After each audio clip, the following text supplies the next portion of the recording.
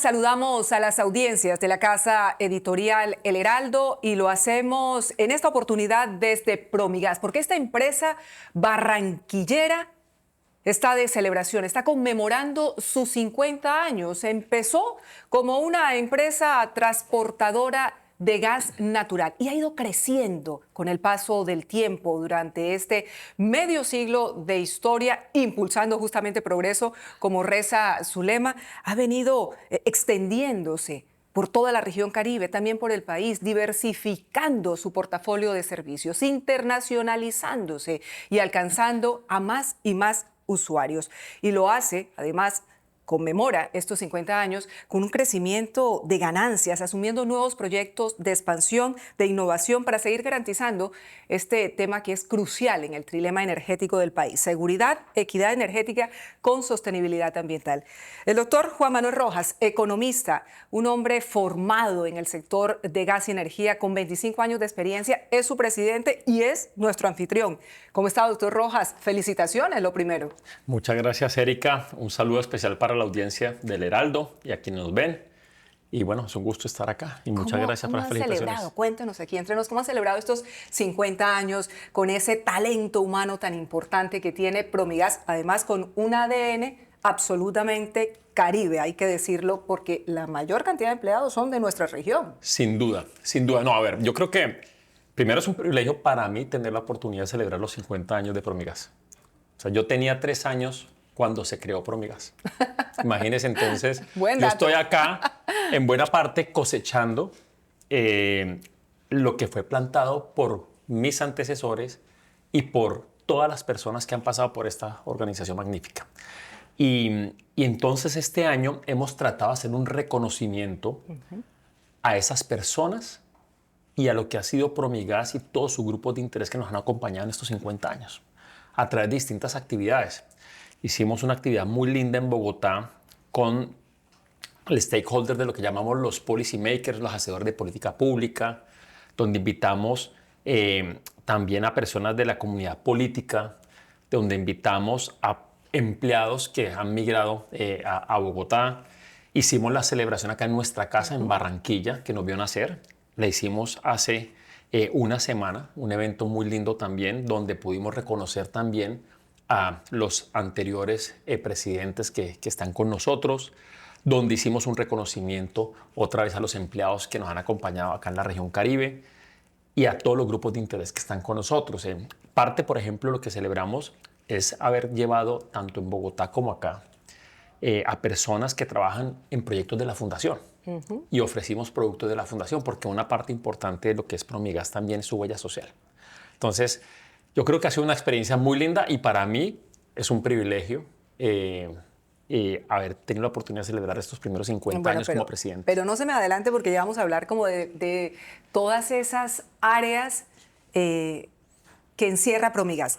Pero yo quisiera comenzar, porque claro, el aviso y todo lo aguanta, pero aterricemos todo eso. Y siempre es bueno dejarlo a nivel de cifras, de datos concretos, porque lo decíamos hace un momento, Promigas empezó hace 50 años siendo una empresa pequeña y ha venido creciendo, hasta llegar a otro país, a Perú.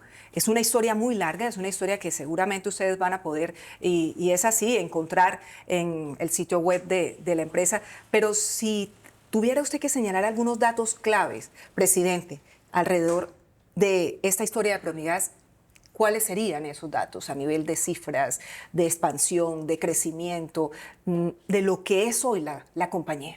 Yo creo que es muy importante, Erika, lo que me preguntas, porque la gente piensa que Promigas se quedó como una empresa solo de transporte. Y hoy somos más de 21 empresas que se dedican a prestar distintos tipos de servicios, principalmente servicios de energía, pero también hay un servicio de financiación no bancaria, por ejemplo. Entonces, ¿cuáles son esos servicios que presta hoy Promigas y por el cual atiende a 7,1 millones de clientes? Entonces, yo quiero partir por ese primer punto. 7.100.000 clientes. Este año vamos a cerrar alrededor de esa cifra. Significa que todos los días con esos servicios atendemos o servimos más de 25 millones de personas entre Colombia y Perú. ¿Con qué servicios? Es el siguiente punto. Tenemos un servicio de transporte, que fue el que nos vio nacer, y ahí nosotros tenemos 3.289 kilómetros de transporte de alta presión a gas natural. Y ese servicio lo prestamos principalmente en 8 departamentos de la costa Caribe, pero también en el gasoducto que lleva desde el centro del país a Medellín Gas, Transmetano, o el que lleva del gasoducto del centro del país hacia Bucaramanga y los Santanderes, Promioriente. Y tenemos también otro gasoducto más pequeño de alta presión en el Valle del Cauca, que es a través de una empresa que se llama Transoccidente. Entonces, ahí hay un primer pool de servicios que están asociados al transporte de gas natural a alta presión. Pero doctor Rojas, ¿de dónde viene todo ese gas que distribuyen por Colombia? Bueno, ahí te estaba comentando, es el servicio de transporte de gas natural, de que transportamos y después distribuimos a través de un grupo de distribuidoras. ¿De dónde sale ese gas?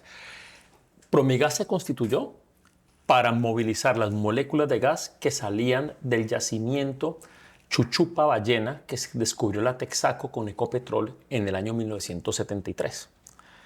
Y nosotros fuimos constituidos en 1974, claro, el 27 de diciembre de ese año, precisamente para movilizar por una red de 400 kilómetros de gasoducto a alta presión desde Guajira, Ballena, hasta la ciudad de Cartagena, pasando por Palomino, Santa Marta, Barranquilla, llegando a Cartagena. Ese fue el primer gasoducto troncal grande de Promigas. Después comenzamos a hacer todos los gasoductos ramales y el objetivo en ese primer momento era movilizar moléculas de ese gran yacimiento que fue Chuchupa Ballena en la costa afuera, en el mar colombiano, enfrente de La Guajira, hacia el interior de la costa Caribe. Colombia tiene otros recursos de gas natural. También tenemos recursos en el interior, en el valle inferior del Magdalena, en la cuenca Sinú, San Jacinto. Y entonces lo que hemos ido nosotros haciendo con el transcurso del tiempo es conectando esos yacimientos que proveen gas natural al gasoducto troncal. Entonces, ese primer grupo de negocios, que son esas transportadoras de gas a alta presión, está focalizado en la costa Caribe, del centro del país hacia Medellín, del centro del país hacia los Santanderes y Bucaramanga, y en el suroccidente tenemos otra transportadora. Después tenemos un grupo de empresas que son las distribuidoras de gas natural. No solamente transportarnos, sino que lo distribuimos para llegar a lo que llamamos la última milla, al usuario final. Y ahí tenemos, por ejemplo, Surtigas, que atiende todo lo que es Córdoba, Sucre, Bolívar.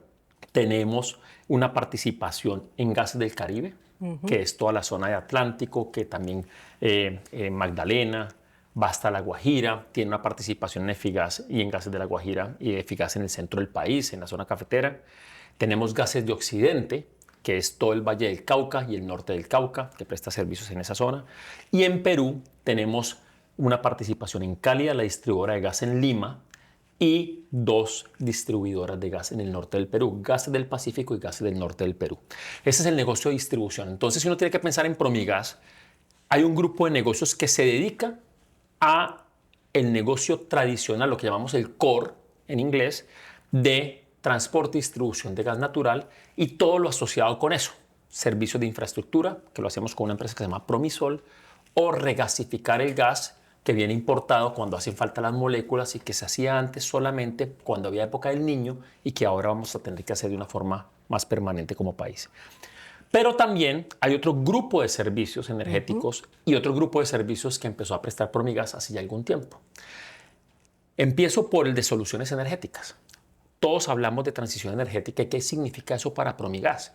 Nosotros tenemos que el gas es el combustible de la transición, pero en algún momento va a haber una mayor electrificación de la demanda. Y por eso Promigas montó, hace ya algunos años, un grupo de negocios que se dedica a todo lo que es generación solar distribuida y autocogeneración. Y empezamos en 2019 ese proyecto. En el 2022 teníamos 19 megavatios instalados, entre 2019 y 2022, y este año vamos a cerrar con 130 megavatios instalados. Que esto es muy atomizado. Es atender eso es energía solar. Energía solar en grandes superficies son más o menos 90 megavatios y los otros 40 vienen de autocogeneración a gas.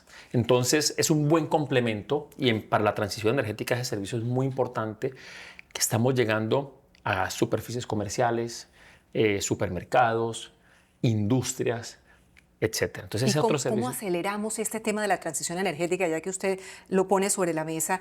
Porque efectivamente todos escuchamos hablar mucho acerca de este tema, pero imaginamos que eso tiene que ser bastante ordenado, es decir, no se puede dejar el gas de un lado y dedicarnos totalmente o volcarnos hacia esas energías, porque al fin y al cabo la demanda, al contrario, va cada vez creciendo y hay que lograr como diversificar la matriz energética, pero de una manera ordenada. A veces se intenta ser demasiado atropellado y así las cosas no funcionan.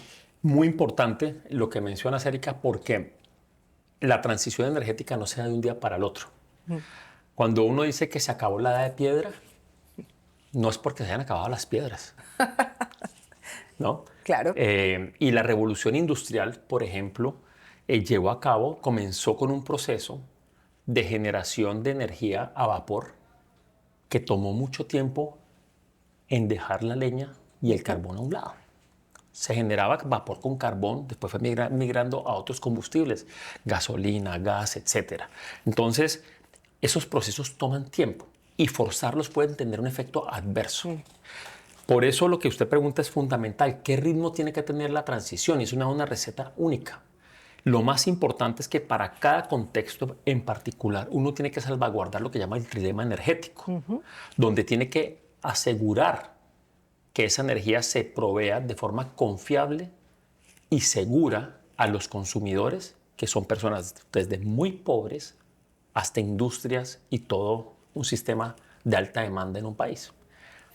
Después tiene que asegurar que esa energía no solamente se dé de forma segura y confiable, sino que se dé de forma asequible. Entonces, digamos que uno podría comenzar a implementar unos sistemas de montemos plantas nucleares para proveer toda la energía, porque es una energía que es muy confiable y al final del día es mucho menos ambientalmente dañina que otro tipo de energías. Lo que pasa es que el kilovatio o el megavatio hora de energía nuclear es tan costoso que no la va a poder pagar la gente. No, y además, ¿de dónde salen los recursos para construir? Para construirlo. Entonces, tiene que ser asequible. A la vez que usted hace a la vez que asegura que sea segura y confiable, tiene que ser asequible. ¿Qué significa que sea seguro y confiable y asequible? Que usted no puede sobredimensionar la infraestructura tampoco. No puede tener una infraestructura en exceso porque si no se la carga a los consumidores y va a ser más costosa. Y por otro lado, en ese trilema energético, usted tiene que buscar que sea lo más ambientalmente sostenible en el tiempo. Entonces, esa mezcla entre los tres ejes es fundamental para definir el ritmo de la transición. Si usted quiere hacer una transición agresiva e irse y dejar los fósiles, pues inmediatamente tiene que cargarle a los usuarios un mayor costo de transitar a otro tipo de energías. Por ejemplo, si nos moviéramos todo a solar y a viento, ¿qué pasa cuando no hay sol o cuando no hay viento? ¿Y dónde se almacena ¿Dónde esa está el energía? respaldo? Entonces puede perder seguridad en el suministro, al menos que aporte un sistema de almacenamiento. Que es costoso también. Y hoy los sistemas de almacenamiento no están tan del todo maduros y son supremamente costosos. Entonces usted no le puede cargar a los usuarios eso. Cuando uno habla del trilema energético, uno solamente piensa en las naciones, en el país específicamente, que tiene que tener seguridad energética, que sea asequible para sus ciudadanos y una matriz lo más limpia posible, sino también tiene que mirar a la población individualmente. Porque cuando usted piensa en los usuarios no son de un solo tipo. En Colombia, por eso desarrollamos el índice multidimensional de pobreza energética. Así como hay usuarios que están muy avanzados en su transición energética y que podrían llegar a pagar un sistema solar fotovoltaico en sus casas, tenemos usuarios que apenas están empezando su proceso de transición energética, saliendo de la leña para migrar a otro uso de combustión para cocinar alimentos. Entonces, ese usuario que sale de la leña, que es muy pobre por lo general, no está en capacidad todavía de migrar y pagar un sistema fotovoltaico en su hogar, al menos que esté muy subsidiado o que tenga otro tipo de... Pero el Estado no es capaz de llegar a todas partes, evidentemente lo ha demostrado, porque si no ya todos tendríamos esa posibilidad de la energía solar. No solamente no es capaz de llegar a todas partes, sino que tiene otras necesidades también. Está la salud, la educación, el tema. Entonces, hay unos sectores donde la participación privada puede funcionar mucho mejor y puede complementar al Estado bajo un sistema de reglas bien claras, donde esa participación privada pueda prever qué tipo de regulación va a haber, qué tipo de instituciones van a manejar esa regulación, etcétera, con condiciones de seguridad para esa inversión. Eso ha pasado en Colombia. Nosotros en el año 94 aprobamos la ley 142 como país y la ley 143. Las de servicios públicos. Las de servicios públicos. Entonces miremos específicamente cuál era la situación de Colombia antes de esa ley. El 75% de la población estaba conectada al servicio de energía eléctrica. 30 años después de la ley de servicios públicos, hoy tenemos más del 97% de la población conectada al servicio de energía eléctrica. Tuvimos un éxito, ¿sí? El 5% de la población colombiana estaba conectada al gas natural, 5% en el año 94. Hoy tenemos el 70%. Somos un ejemplo mundial en masificación de gas natural, de 5 al 70%. Competimos en la región con Argentina, pero a nivel global, Argentina y Colombia son ejemplos de masificación de gas natural. En 30 años. En 30 años. Eso es lo que tardan esos procesos, claro, sobre todo en energía. Entonces, si tuvimos un marco de referencia, que fue esa ley de servicios públicos, que funcionó y que fomentó la participación privada para que complementáramos las acciones del Estado y pudiésemos llegar con servicios públicos asequibles, confiables y a la vez lo más sostenibles posibles. Colombia tiene una matriz muy limpia comparada con otros países. Presidente, pero en cualquier caso también hay algo que hay que tener en cuenta y es lo relacionado con los fenómenos de variabilidad climática. Usted hablaba hace un momento del Niño y nos contaba otro avance importante que ha tenido Promigas a lo largo de este tiempo. Sí, la única planta de regasificación que hay que decir que es la que ha sacado la cara en esta situación de escasez de gas, porque Colombia importa gas. Ese es el gobierno, se pierde en ciertos mensajes, pero claramente Colombia importa gas desde 2016 cuando entró en funcionamiento la planta ESPE, que quiero que ahora nos explique cómo funciona porque es verdaderamente impresionante cómo lo hace. Y nos encontramos en una situación de escasez. Podemos hablar de una situación de escasez, de déficit, cuando tenemos reservas apenas de 6.1 años en este momento. ¿Estamos verdaderamente en una situación que deba preocuparnos? ¿Preocupa a ustedes los agentes del sector? No, me encanta porque además tiene las cifras clarísimas. Se nota que ha hecho que ha estudiado muy bien el tema. Es que es apasionante y a todos nos debería interesar, ¿no? Al fin y al cabo, todos estamos muy cerca del gas y el gas ha sido una revolución social en Colombia. No podemos perderlo en cualquier caso. Así es. A ver, creo que el primer punto y que mencionabas es que Colombia importa gas desde el 2016. Eso es cierto y eso también demuestra, estamos en el 2024, 8 años después de que empezamos a importar gas. Eso demuestra que los sistemas tienen que planearse en el largo plazo. Eso no se hace de un día para otro.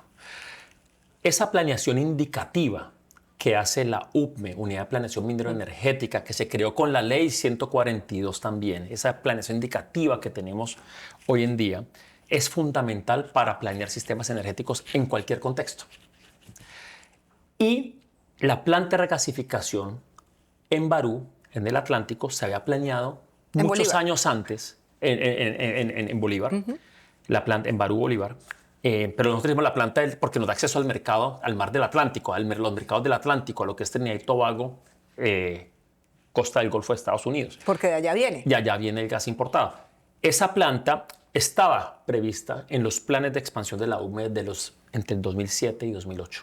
¿Sí? Comenzó a hablarse porque Colombia iba a necesitar en algún momento darle confiabilidad a su sistema, sobre todo en los fenómenos del Niño, que es de hidrología crítica. Nosotros tenemos un sistema de generación de energía eléctrica que es más o menos un 60-70% hídrico y el resto viene siendo con consumos térmicos en un 30% y más o menos un 10% que viene siendo o un poquito menos de energías renovables no convencionales. Entonces, en épocas de hidrología crítica seca, pues hay menos agua y ahí hay que entrar a respaldar el consumo energético con la generación térmica. Y por eso se hablaba de que en esas épocas tocaba importar gas natural para consumo térmico. Y así fue. La UPME, que había pensado en eso más o menos en el 2008-2009, saca un proceso licitatorio, ya entrada la primera década de este milenio, que se lo gana Promigas para construir lo que se llama SPEC, ¿sí? Que empezamos la construcción en 2014 y lo inauguramos en el 2016. Dos años como mínimo. 2 años como... Es que eso se demora. Es licencias que ahora dicen que van a ambientales, construir proyectos de una planta infraestructura. Eso toma su Claro. tiempo. Y los procesos energéticos como los proyectos de infraestructura toman tiempo. Desde el 2016 a la fecha hemos traído más de 110 barcos de gas natural. ¿Cómo viene el importado. Pero te voy a decir algo. Entre este año solamente de hidrología crítica de fenómeno del Niño trajimos o hasta noviembre 30 llevábamos 51 barcos traídos. En un año, la mitad de todo el tiempo. De todo el tiempo. ¿Y por qué? Porque comenzamos a necesitar más gas y los yacimientos en Colombia, nuestras reservas han venido cayendo. Lo que se llama la producción nacional. La producción nacional, tal cual. Entonces, ¿cómo llega ese gas? Ese gas viene, nosotros tenemos un barco regasificador, viene el cargamento de LNG con el gas licuado, no gas, como han dicho por ahí, sino viene en forma líquida, hace un traspaso del líquido a la bodega del barco de regasificación, que tiene una capacidad de almacenamiento de 170.000 metros cúbicos, tiene 4 bodegas donde se almacena el líquido y cada vez que el mercado lo llama, ese gas se regasifica. El otro barco, una vez deposita el gas líquido en el barco de SPEC de regasificación, se va.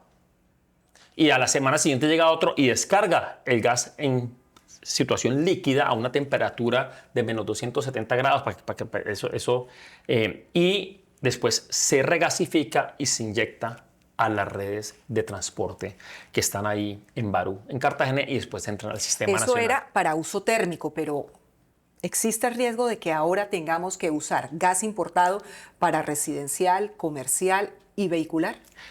Ya lo estamos usando a partir del 1 de diciembre.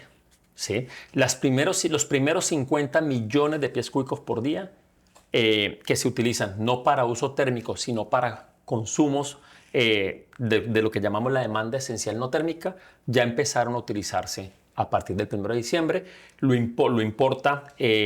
hizo TPL, que es una sociedad de TEPSA, una de las empresas de generación térmica.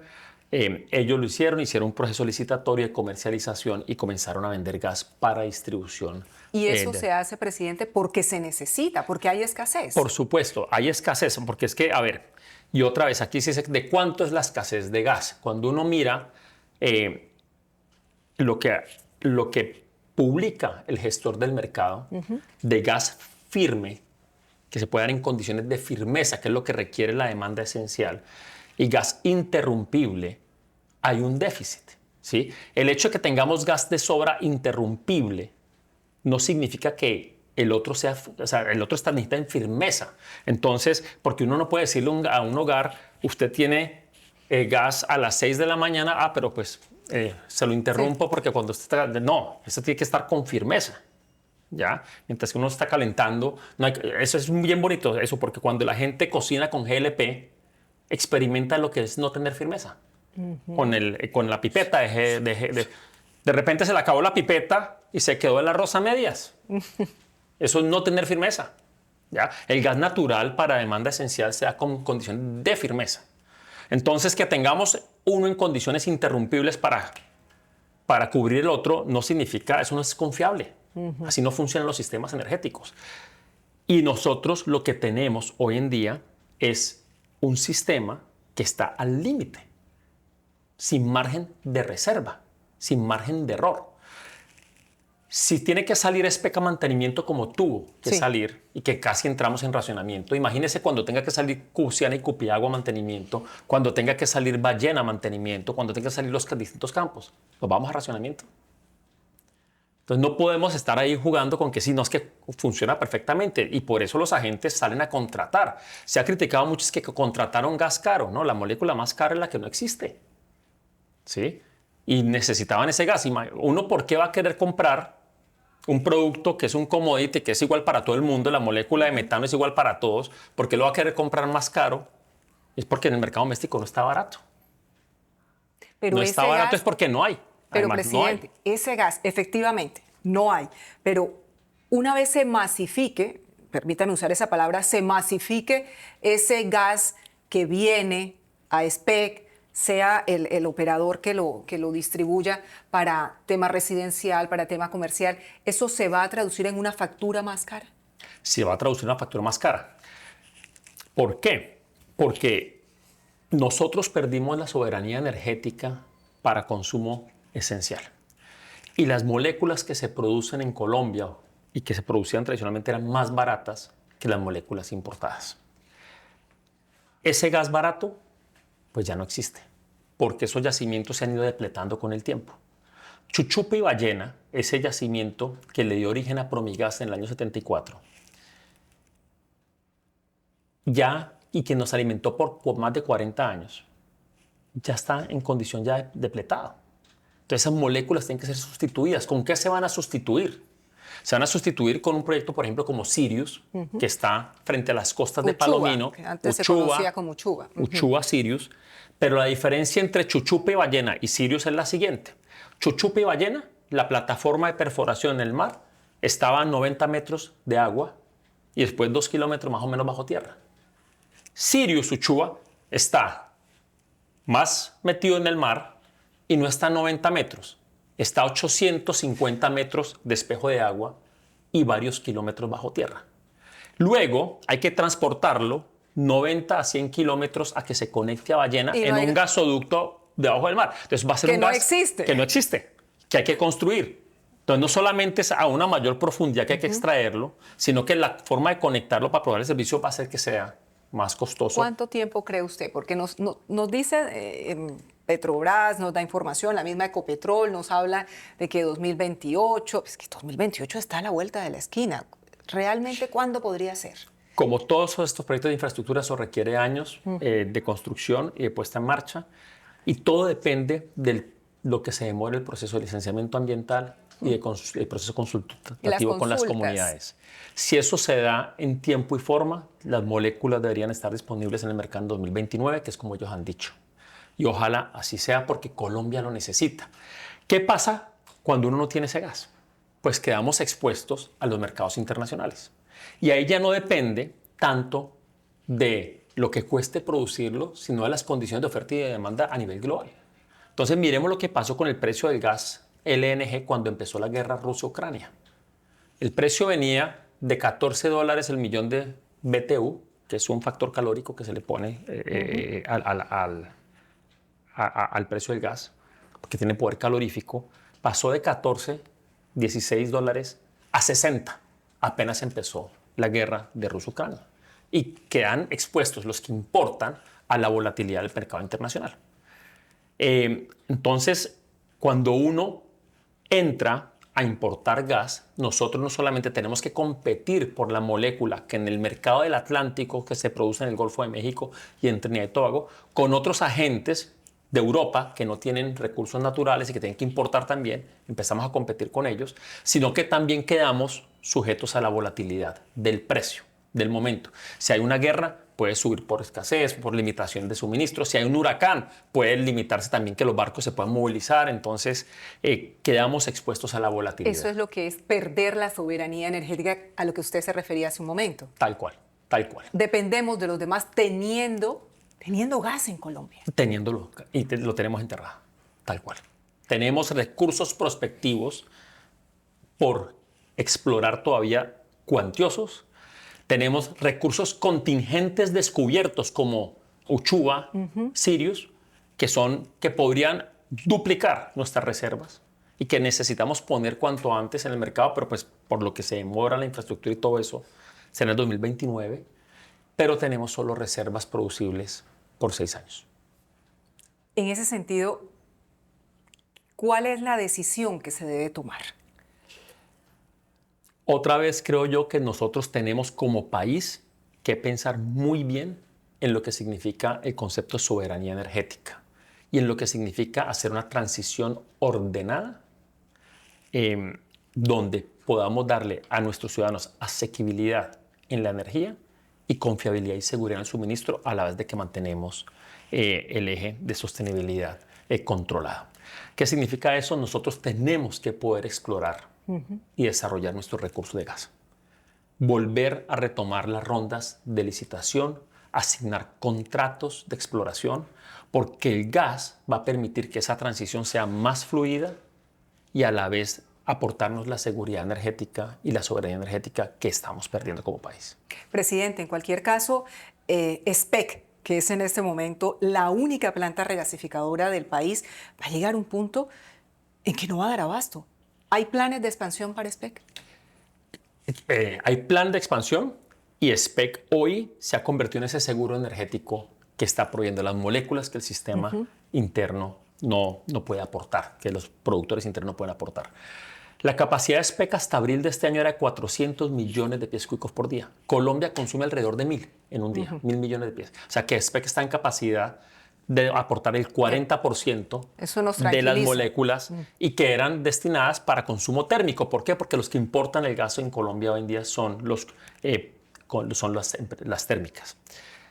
Este año, en pleno fenómeno del Niño, nosotros anticipamos que iban a hacer falta moléculas y pasamos SPEC de 400 a 450, o sea, de un 40 a un 45% con posibilidad de atender la demanda del país a nivel térmico, de 400 a 450. Y tenemos un proyecto de ampliación de SPEC donde en el 2025 esperamos para agosto ampliarlo en 25 millones de pies cúbicos adicionales, pasarla de 450 a 475 y en el 2027 llevarla a 530 millones de pies cúbicos por día. ¿Por qué se demora un poco más ese proyecto? Porque requiere licenciamiento ambiental, ampliación de licencia. En cualquier caso necesitamos otro SPEC, ojalá en el Pacífico, por ejemplo. Yo creo que Colombia tiene que pensar muy bien este tema porque necesita realmente múltiples fuentes de gas. Entre más moléculas existan, pues el más beneficioso es el usuario. Ya pues ponemos a competir moléculas. Vengan de Trinidad y Tobago, vengan de Estados Unidos por SPEC, vengan de los mercados del Pacífico, Qatar y Australia, si se hace una regasificación en el Pacífico, o vendan de Uchuva, Sirius a nivel interno, Cusiana, Cupiagua, del Valle Inferior del Magdalena o de la cuenca Sinú-San Jacinto. Lo que necesitamos es que compitan, que haya muchas moléculas para poder que esa oferta, esa demanda se equilibren en un mejor lugar y bajen los precios. ¿Y cómo movemos ese gas? Porque claramente, si el gas si nos quedamos aquí en la región Caribe sin gas, ¿cómo traemos gas desde otras partes? Ustedes también tienen ese tipo de posibilidades a través de la bidireccionalidad, que sí. Esos son unos términos que uno tiene que aprender porque al fin y al cabo es lo que estamos urgidos de que eso de una vez se consolide. Sí, y es muy importante lo que mencionas porque un sistema robusto, una red robusta de gasoductos troncales se construye cuando deja de ser radial y cuando hay complementariedad entre esas redes. Entonces, hoy, ¿cómo es el sistema colombiano? Hoy tenemos una red que va desde el centro de Córdoba, sube hasta Cartagena y de ahí va hasta La Guajira. Hay una conexión con el gasoducto de TGI que va al interior y baja el gas desde La Guajira por todo el Valle Medio del Magdalena hasta Bogotá. Ahí se distribuye en una zona un poco más arriba de Bogotá para los Santanderes, en Barranca se distribuye, más abajo se distribuye hacia Medellín y después desde Bogotá toma hacia el suroccidente del país. Y es una red que es muy radial, no es una red mapeada que tiene confiabilidad plena.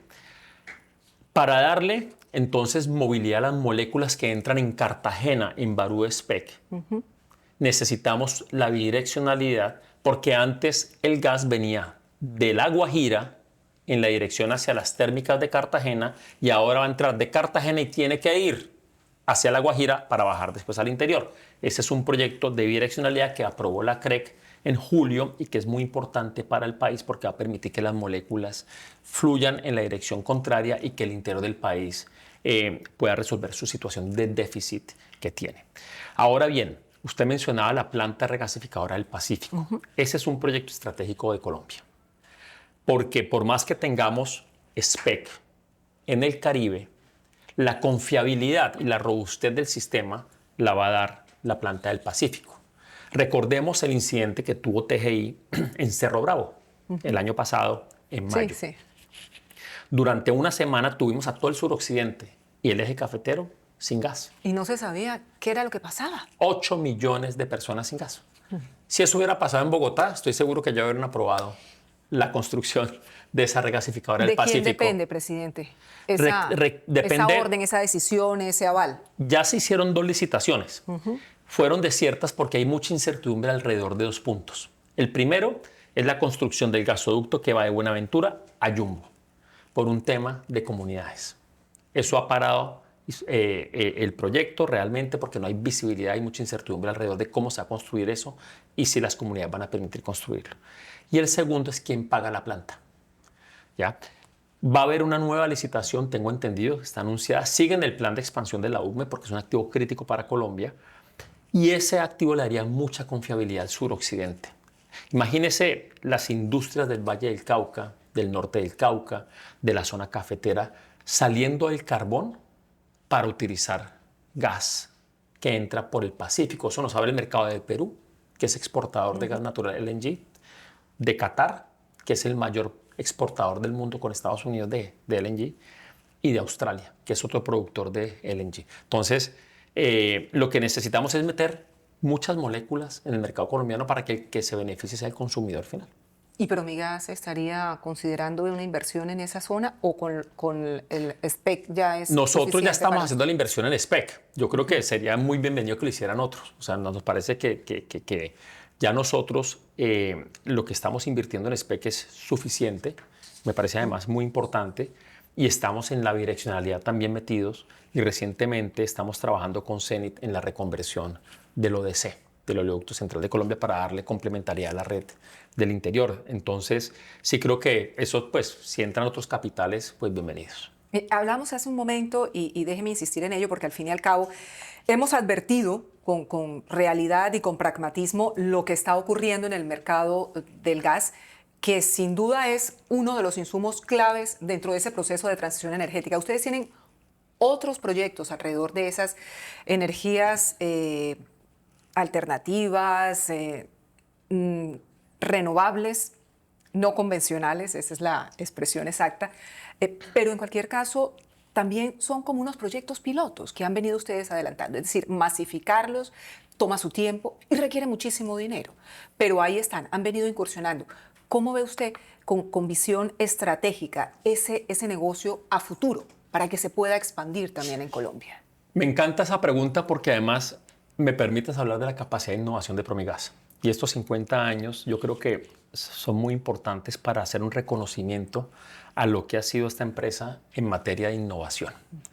No solamente fuimos pioneros en los 70s y 80s en masificación del gas natural en el país, con sistemas de transporte y distribución, sino que en la década del 90 fuimos pioneros con gas natural vehicular. Fuimos los primeros en hacer los experimentos en Colombia y los pilotos para meter gas natural vehicular al mercado. Entre el 2000 y el 2010 fuimos pioneros con todo el tema de financiación no bancaria, que ahora más adelante hablamos de Brille. La década pasada, en el 2016, fuimos los primeros y fuimos pioneros en regasificar gas en Colombia y montar la planta de regasificación. Y en marzo 17 del 2022 fuimos pioneros en Colombia y en Latinoamérica en hacer el primer proyecto de blending con hidrógeno verde en la región. ¿Ya? Pero primero díganos qué es hidrógeno verde. Sí, vamos a punto 1. Dios creó el mundo. A ver, se ha hablado mucho sobre el potencial del hidrógeno. El hidrógeno verde es el hidrógeno que se produce con fuentes de energía renovables no convencionales, principalmente sol o viento, o una fuente hídrica reconocida como renovable no convencional. Después el hidrógeno puede ser gris, que es producido con base en gas natural, es el fraccionamiento de la molécula de metano, donde se descompone la molécula de carbono de la hidrógeno. El hidrógeno verde es cuando uno toma una molécula de agua, H2O, y con un proceso de electrólisis divides la molécula separando las dos moléculas de hidrógeno de la de oxígeno del agua con energía verde, con energía solar. Es decir, esa es la más limpia. Es la más limpia, ¿sí? Y nosotros empezamos a hacer ese proyecto en Cartagena, en nuestra estación de Mamonal, donde tenemos nuestra planta solar que alimenta un electrolizador y hoy llevamos 2 años, vamos a cumplir 3 años en marzo, produciendo hidrógeno verde que mezclamos con el metano en la red de distribución de Cartagena. ¿Por qué eso es importante? Porque cada vez que un usuario de Cartagena abre la estufa de gas para cocinar o su calentador de agua, ese usuario recibe una molécula de metano mezclada con hidrógeno, entonces viene más descarbonizada y es mucho más amigable con el medio ambiente. Ese piloto lo hicimos porque nosotros estamos anticipando lo que puede ocurrir con el hidrógeno en 20 años. Hoy las matemáticas no suman, pero sí sirve como un muy buen experimento para prepararnos nosotros de manera innovativa de cómo tenemos que transformar las redes para que esas redes que hoy ya tienen solo transporte de gas natural metano puedan manejar hidrógeno en el futuro. Y esas son las pruebas que estamos y los exámenes que estamos haciendo hoy en nuestros laboratorios. Desenterramos tubos, tuberías que llevan 40 años funcionando, 30 años y 20 años con distinto tipo de aleación de acero y las metemos en laboratorios con distintas mezclas de hidrógeno verde para ver cómo se afecta la integridad. Eso se está siendo utilizado por la Universidad de Stanford y por otros centros de estudios por fuera como un proyecto muy innovador porque somos los únicos que lo estamos haciendo en la práctica, empíricamente, con otra empresa que se llama National Grid. Oiga, presidente, corríjame por favor si digo una barbaridad y excúseme. ¿Ese hidrógeno podría servir para mover vehículos, por ejemplo? Ya sirven. En Japón hay vehículos con hidrógeno, hay buses con hidrógeno en Europa, en algunos países. Usted puede ir a una, ¿cómo se diría? No es hidrolinera. Gracias por sacarnos de la ignorancia. ¿Y eso podría existir alguna vez en Colombia? Ya existen vehículos con hidrógeno. ¿Pero en Colombia masivamente? Hoy en Colombia podrían existir, pero sigue siendo algo muy costoso. La tecnología siendo muy costosa. Ya está. ¿Ya?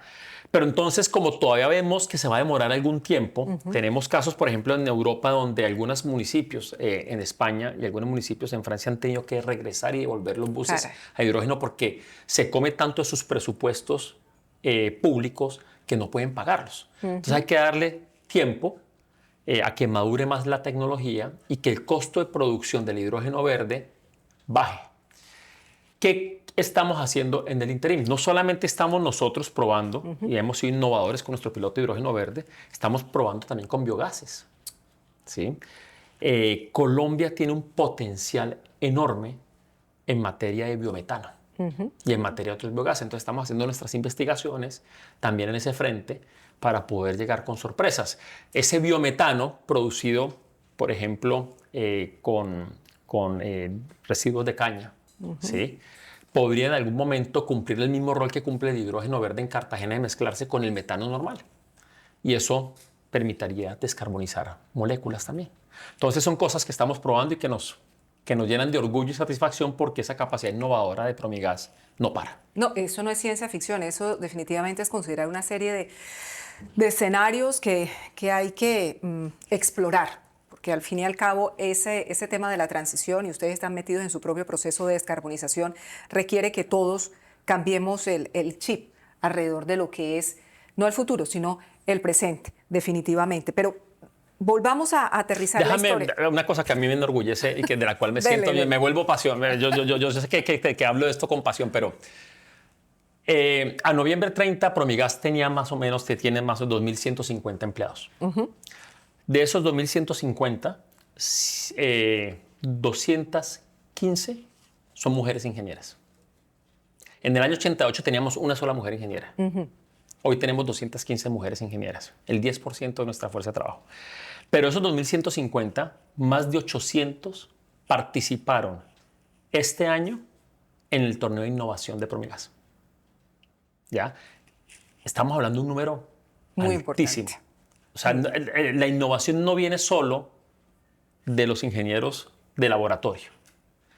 Todos los empleados de Promigas tienen compromiso con la innovación y 800 este año participaron en proyectos que tenían que ver con los torneos de innovación que teníamos adentro. Entonces eso me hace sentir muy orgulloso porque por eso podemos desplegar distintas áreas. Ese piloto de hidrógeno verde, el de biogás, el de biometano, pero lo estamos haciendo en muchas otras áreas, en áreas administrativas, financieras, en talento humano, en toda la parte de operaciones, en fin. Es decir, a gran escala se van como construyendo esas realidades y la capacidad de innovación de Promigas definitivamente está demostrada. Pero yo le decía que aterricemos la historia frente a algo que usted hablaba muy importante, que es la huella social de Promigas, porque al fin y al cabo son 50 años sintiéndose cerca de la gente de la región Caribe, pero también comprometida con diversificar ya no la matriz energética, sino diversificar sus propios negocios. Y Brilla, que lo mencionábamos antes, ha sido definitivamente, y permítame usar esta expresión coloquial, un cabezazo. Desde 2007 se ha convertido en un respaldo de muchas familias, sobre todo de escasos recursos, que acuden, y déjeme decirle que alguna vez yo he dicho, ¿será que uso mi Brilla o no lo uso? Pero en cualquier caso, la verdad es que está ahí, es tan fácil de poder usarlo. ¿Cómo ustedes han venido construyendo esa confianza con la gente? Porque además la gente, ustedes le prestan esa financiación no bancaria y la gente les paga. Totalmente. Y la verdad que Brilla es una de esas innovaciones que tiene además un impacto en inclusión social tremendo. Desde su concepción en el 2007, hoy hemos otorgado 5.800.000 créditos Brilla. 5 millones de créditos. 5.800.000 créditos Brilla. Créditos que van entre lo que llamamos $100, 400.000 pesos y $400, ¿sí? 1.600.000 pesos en promedio, que tienen una duración entre 24 y 60 meses y que el usuario nos paga regularmente de manera mensual. El 70% de nuestros usuarios en promedio en las distribuidoras son estrato 1, 2 y 3. En la costa Caribe, por ejemplo, en Surtigas, más del 85% de los usuarios son estrato 1, 2 y 3. Pero el crédito Brilla, el 94% es tomado por estrato 1, 2 y 3. Porque prácticamente para muchos de ellos es su única fuente de financiación. Y es muy lindo ver cómo ha evolucionado el crédito Brilla, porque si miramos para qué se utiliza entre el 2007 y hoy, nos damos cuenta que ese lema que está detrás de Brilla, que dice creciendo contigo, se ha ido cumpliendo. Inicialmente, de las colocaciones de Brilla que hacíamos, más del 50% iban para materiales de construcción, donde ese 70% o 90% de los usuarios que lo tomaban, el crédito, lo utilizaban para mejorar el piso de su casa, salir de un piso de barro y ponerle baldosas, ponerle cemento a las paredes y salir del ladrillo, o agregar un cuarto adicional. Y convengamos que el hogar, esa casa es el principal activo de ese hogar. Entonces lo mejoran para hacer una losa para un segundo piso. Tuvimos créditos Brilla que se utilizaron para salir de la letrina y pasar a un sistema de baño. Entonces, al principio el 50% de esos créditos se utilizaban para materiales de construcción. Hoy, ¿cómo se utiliza el crédito Brilla? El 25% es para materiales de construcción.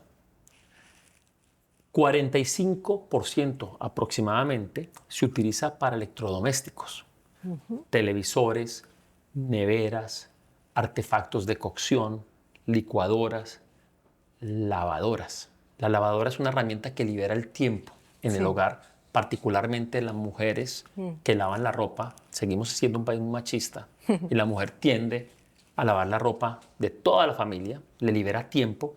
Entonces el 40-45% es para artículos de electrodomésticos. Entonces después tenemos un 20% en movilidad, principalmente la compra de motos. Y la moto es una herramienta de trabajo, no solamente de transporte, sino que es una herramienta de trabajo para muchos hogares. Así es. Y un 10%, aproximadamente entre 8 y 10%, se utiliza para educación, compra de computadores y financiación de matrículas. Entonces, cuando decimos Brilla crece contigo, le hacemos y honramos ese lema, que es literal. Este año creo que vamos a cerrar por arriba de las 800.000 créditos de colocaciones de Brilla y vamos a alcanzar a colocar, si mal no estoy, 1,3 billones de pesos en créditos. Me preguntaba si la gente paga. La cartera vencida a más de 90 días de Brilla está por debajo del sector financiero. Claro. Entonces, la gente valora muchísimo ese crédito.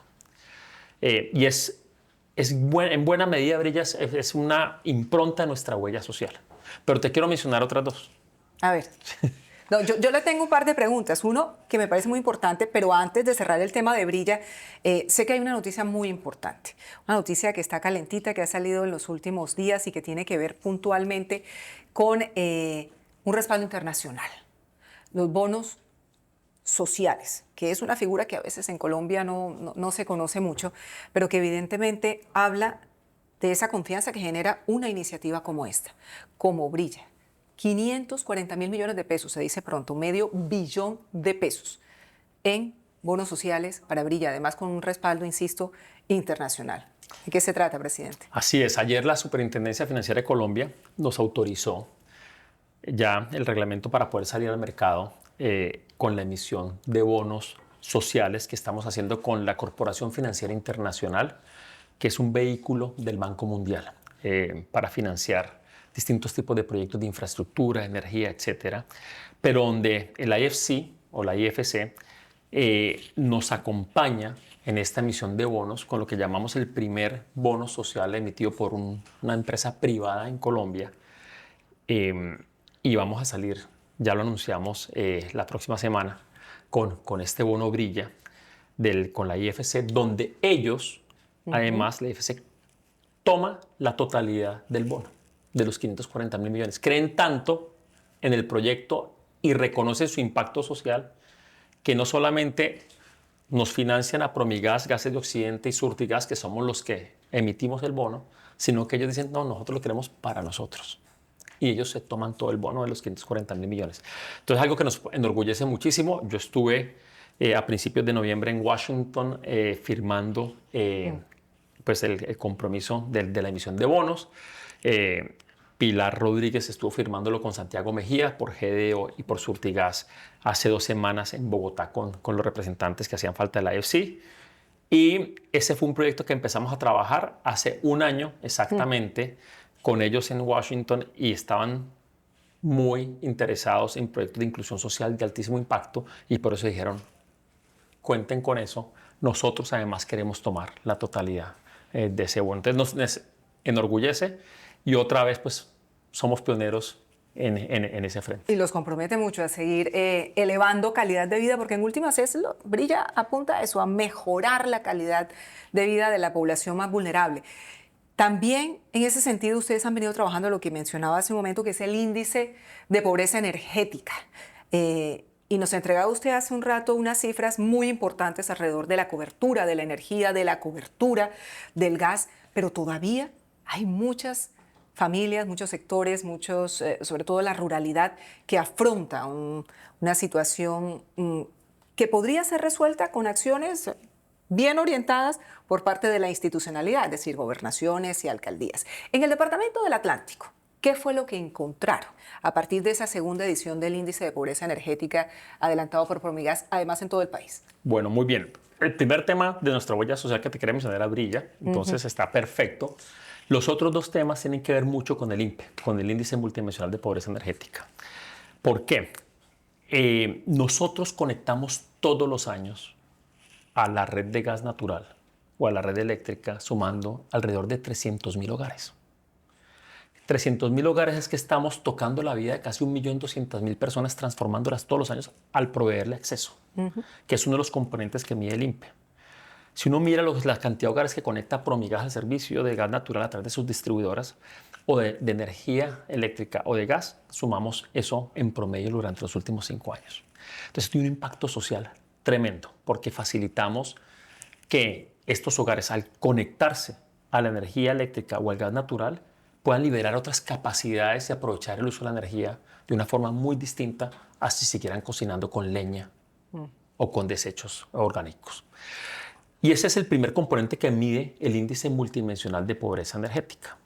Que este índice multidimensional lo hacemos en conjunto con la Fundación Promigas, que es el otro componente de la huella social que te quería mencionar. Que además está cumpliendo 25 años. Cumplimos 25 años. Entonces, no solamente está Brilla, la cantidad de hogares que conectamos todos los años al servicio de energía, facilitando además un servicio asequible, sino que también tenemos nuestra fundación, Promigas, que cumple 25 años y que conjuntamente con ellos dijimos, hagamos el INPE. ¿Por qué hicimos el INPE? Nosotros empezamos en Colombia hace 2 años a comenzar a hablar de transición energética justa. Y cuando uno quería ponerle contenido a la palabra justicia en la transición energética, nos damos cuenta que no había mucho contenido alrededor de eso. ¿Qué significa que la transición sea justa? Hace un rato discutíamos que sea ordenada, que sea asequible, y entonces nosotros dijimos, pues tratemos de definirla. Y como en Colombia existía el índice multidimensional de pobreza, dijimos, hagamos uno que sea de energía, exclusivamente para la energía. ¿Por qué? Porque cuando uno mira el índice multidimensional de pobreza, nos deja de lado cosas de la energía que no nos permiten focalizar mucho más nuestros esfuerzos. Y con una metodología que desarrollamos con Roberto Angulo de Inclusión, SAS y su equipo, basado en la metodología de la Universidad de Oxford, que trabajaron con Amartya Sen en su momento, desarrollamos este índice, pero con foco en energía, donde el primer componente es acceso. Esos 300.000 hogares que nosotros conectamos todos los años impactan ese componente de acceso. Porque ahí medimos si el hogar tiene acceso a un servicio de energía eléctrica, está conectado a un servicio de gas y la calidad con que se aporta el servicio. El segundo componente del índice tiene que ver mucho con brilla y con el componente del uso que le da uno a la energía, los electrodomésticos. Entonces, el hogar tiene una lavadora, tiene un televisor, tiene un espacio exclusivo para cocinar, tiene un artefacto de cocción.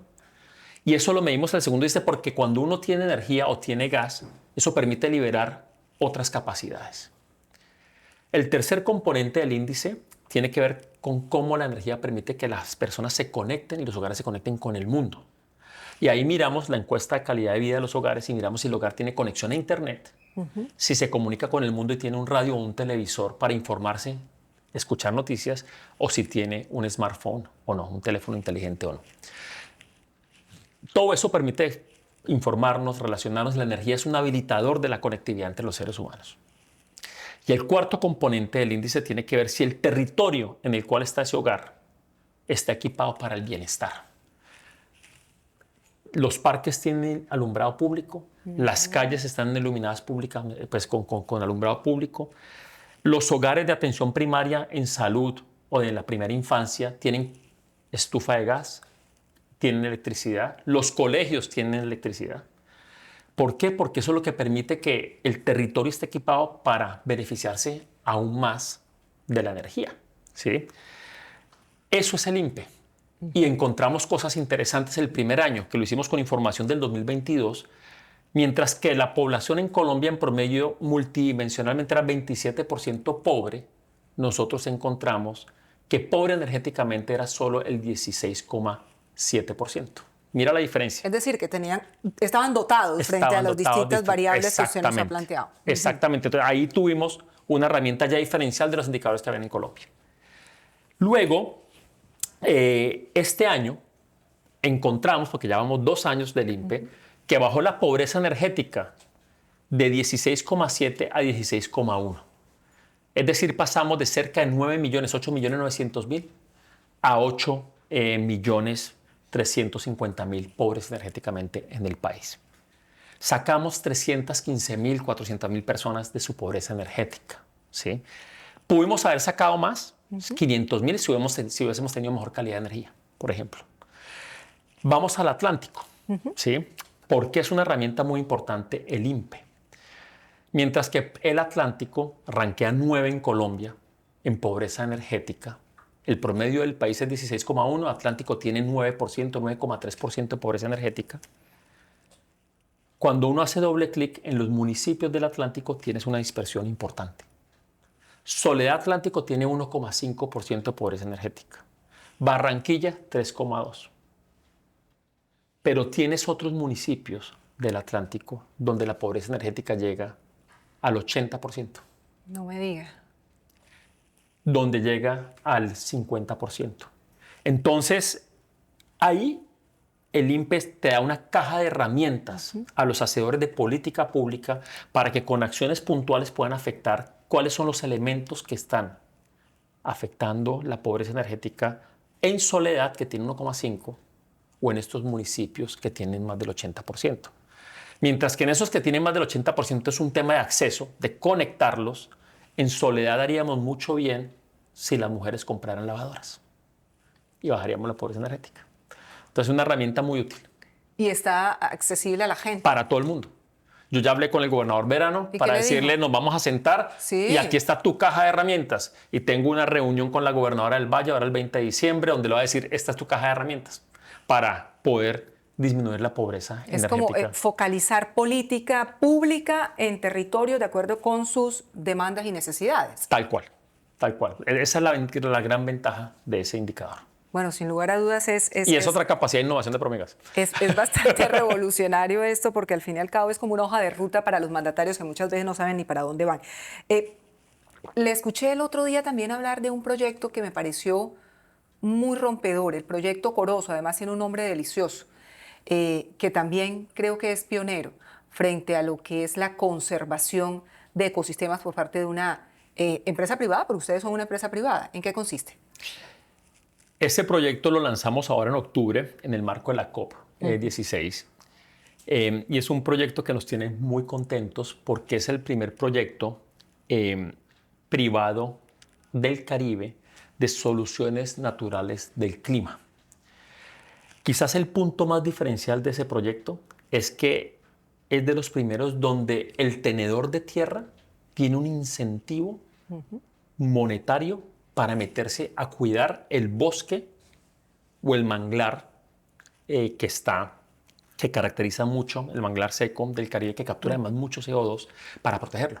Entonces, nosotros pretendemos, con este proyecto hicimos una inversión de alrededor de $3 millones que va a requerir... ¿Ustedes le pagarían a ese tenedor de tierra? No, nosotros estamos invirtiendo en esto para poder poner en práctica todo un proyecto donde el tenedor de tierras va a recibir unos certificados de carbono por no tumbar manglares ni bosques. Y le van a pagar a él, va a recibir una compensación por proteger estos bosques. Entonces estamos alineados en todos los intereses. Él puede seguir desarrollando su ganadería, por ejemplo, o su cultivo, pero sin tener que cortar estos elementos. Son más de 100.000 hectáreas lo que estamos previendo y cubre 7 departamentos del Caribe y estamos en el proceso, nuestra inversión está en la identificación de esos predios, de esas fincas, para que se nos unan al proyecto y puedan ser parte del mismo. ¿Ya? Estamos muy, muy contentos con eso y nuestro compromiso es alcanzar las 100.000 hectáreas. ¿Y financiadores que puedan llegar ahí aparte de ustedes? ¿Convocarían también? Podríamos ampliarlo a otro lugar del país. Podríamos ampliarlo a otro lugar del país donde no solamente está el incentivo del bono de carbono, que con Catarubén lo estamos trabajando, que es una empresa muy experimentada y que ha hecho esto en Colombia, en otros lugares, sino que además tengan el incentivo monetario de lo que reciben ellos de pago por evitar deforestar y sobre todo el manglar del Caribe, que es muy importante en la captura de CO2. Entonces, el impacto sobre captura es muy importante, sobre preservación del ambiente es muy importante y sobre todo en capacitación de los tenedores de esa tierra. Muchos son minifundios. Claro.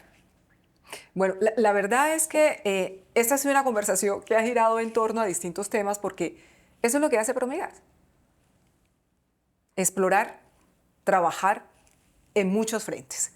Realmente es una empresa, como dijimos desde el principio, presidente, orgullosamente barranquillera, que se ha expandido, se ha masificado, para usar una palabra que ha estado siempre en el ADN de Promigas, ha masificado todo su portafolio de servicios y sobre todo, como usted también señalaba, innovando, probando, arriesgándose, sustentada siempre en su talento humano, y quizás retándose a sí misma para crecer, para expandirse y para hacer las cosas de la mejor manera posible.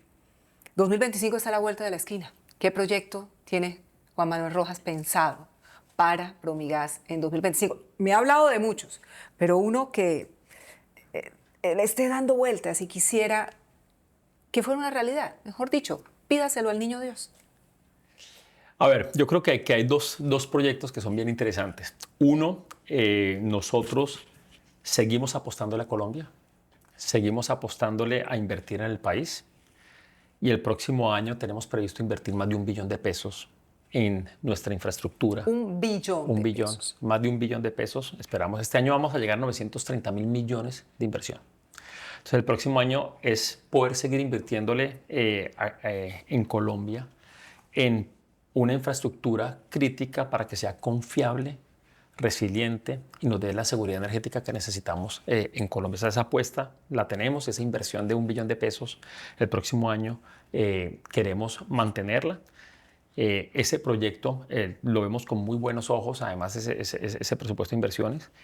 Otro proyecto, me gustaría plantar la bandera de Promigas o en Brasil o en Estados Unidos. Y eso es algo que venimos mirando desde hace rato, no hemos encontrado todavía la oportunidad específica, pero pues está dentro de nuestro objetivo y en nuestro plan estratégico y nos gustaría poder hacerlo. ¿Ahí cómo sería? ¿Ha pensado en qué? Comprando alguna compañía que nos permita crecer en esas geografías. Porque hoy estamos en Perú y en Colombia. Y en Perú les ha ido muy Y bien. en Perú nos ha ido espectacular y en Colombia también. Pero nos quedaron chicos estos mercados. Entonces queremos seguir creciendo por fuera de Colombia y de Perú. Y ahí tenemos una apuesta para mirar hacia adelante. La verdad que con Colombia ya tienen bastante para entretenerse porque al fin y al cabo son tiempos desafiantes, son tiempos retadores que exigen gran liderazgo y sobre todo una visión muy estratégica, con planeación, con decisión, con capacidad de hacer las cosas porque al fin y al cabo ese sector, insistimos en ello, es un sector vital para la economía colombiana y para todos los procesos que pasan por mejorar la calidad de vida de la gente. Y creo que eso es lo que ha venido haciendo Promigas a lo largo de estos 50 años. Presidente, extiéndale desde la Casa Editorial Heraldo a todos sus colaboradores, a esas más de 2.000 personas, nuestro reconocimiento por ese trabajo que hacen y por todo lo que significan. Evidentemente ustedes generan trabajo, generan empleo, desarrollo socioeconómico para nuestra región Caribe, para el resto del país, por supuesto Perú, y que sigan creciendo, que sigan ampliando su presencia, porque al fin y al cabo, siempre que alguien ve el aviso de Promigas, dice, esta es una empresa barranquillera, así lo sentimos. Así que muchas gracias por este espacio, por hablarnos de todos estos desarrollos tan importantes y sobre todo para demostrarnos que Promigas hace rato dejó de ser simplemente una empresa transportadora de gas. Es ahora un gran holding de energía con una capacidad de crecer, de innovar y de expandirse verdaderamente admirable. Muchas gracias y felicitaciones. Erika, muchas gracias por este espacio. La verdad que sea esta la oportunidad para agradecerles a ustedes por compartir la experiencia de Promigas. Yo siempre insisto en que nosotros nos debemos a los 7.100.000 clientes que tenemos. Vivimos muy agradecidos con ellos, a los 2.150 colaboradores de Promigas, pero también a nuestros accionistas. Nuestra junta directiva y accionistas que apuestan por nosotros y siguen apostando por Promigas. Entonces a ellos también un agradecimiento enorme porque pues realmente sin ellos y sin el apoyo de ellos no podríamos hacer lo que hacemos también. Pero nos debemos a esos 3 grupos de interés principalmente. Nuestros clientes son nuestro foco, nuestra razón de ser, 7.100.000 clientes, 25 millones de personas detrás de ellos, 2.150 colaboradores que se ponen la camiseta todos los días para matarse por Promigas, por sacar adelante esta empresa, y nuestros accionistas y nuestra junta directiva que siguen apostando por nosotros. Pues muchísimas gracias y sobre todo a ustedes también. Gracias por habernos acompañado durante esta conversación con Juan Manuel Rojas, presidente de Promigas, a propósito de los 50 años de esta empresa que no para.